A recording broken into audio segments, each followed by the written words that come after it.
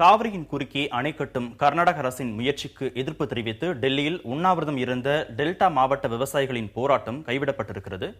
உண்ணாவிரதத்தை முடித்து வைத்த மத்திய இணையமைச்சர் பொன் ராதாகிருஷ்ணனுடன் நமது செய்தியாளர் ஹனிக்குமார் நடத்திய நேர்காணலை இப்போது பார்க்கலாம்.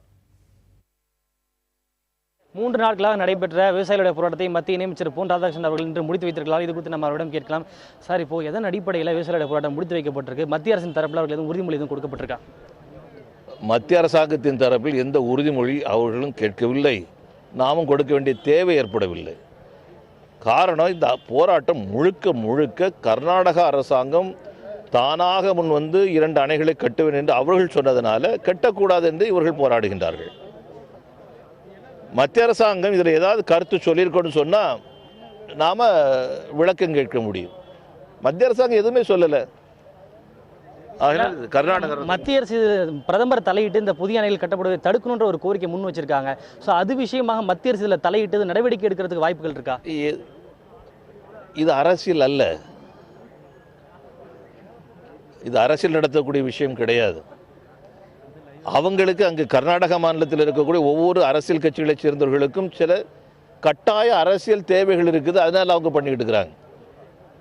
இப்போது இலங்கையில் இருக்கக்கூடியவர்களுக்கு, இலங்கையில் இருக்கக்கூடிய சிங்கள அரசாங்கத்திற்கு இலங்கையில் இருக்கக்கூடிய தமிழனை எதிர்த்தால்தான் வாழ்வு அப்படி கூடிய நிலைமையில் அவங்க பண்ணிட்டு இருக்கிறாங்க. அதே நிலைக்கு கர்நாடகம் வரும் என்று சொன்னால் ரொம்ப துரதிர்ஷ்டவசமான ஒன்று. இது நம்முடைய நாடு, கர்நாடகம் நம்முடைய பகுதியில் ஒன்று. அப்படி இருக்கும்போது அவங்க இதே போல அரசியல் நடத்தக்கூடாது என்று நான் கேட்டுக்கொள்கின்றேன். தமிழகத்தை சேர்ந்த இணையமைச்சருங்கிற முறையில் உங்களுடைய நடவடிக்கை என்னவாக இருக்க போகிறது? அதே மாதிரி இந்த காவிரி தொடர்பான பல்வேறு விஷயங்களில் முந்தைய அரசு என்ன கொள்கை கடைபிடித்ததோ அதே போல அதே நடைமுறையில் தான் இந்த அரசும் கடைபிடிக்கிறதா ஒரு பொதுவான குற்றச்சாட்டு இருக்குது. அதை பற்றி உங்களுடைய கருத்து என்ன? ஒன்றை தெளிவாக சொல்லுகின்றேன், தமிழர்களுடைய நலனிலை அதிக கவனம் கொடுத்து தமிழக பாரதிய ஜனதா கட்சியுடைய தலைவராக இருந்தபோதும் சரிதான், இப்போது மத்தியிலே இணையமைச்சராக இருக்கும்போது சரிதான், நான் ஒரு தமிழன் என்ற உணர்வோடு கூட, ஒரு இந்தியன் என்ற உணர்வோடும் கூட நான் செயல்பட்டு கொண்டிருக்கின்றேன். நிச்சயமாக இந்த அரசாங்கம் தமிழர்களுக்கு எதுவும் எதிராக செய்யாது என்கின்ற நம்பிக்கை எனக்கு இருக்கிறது.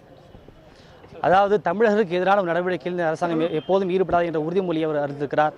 புதிய தலைமுறைக்காக டெல்லி ஜந்தர் மந்திரில் ஒளிப்பதிவாளர் ஜெரின் சாமியலுடன் ஹனிக்குமார்.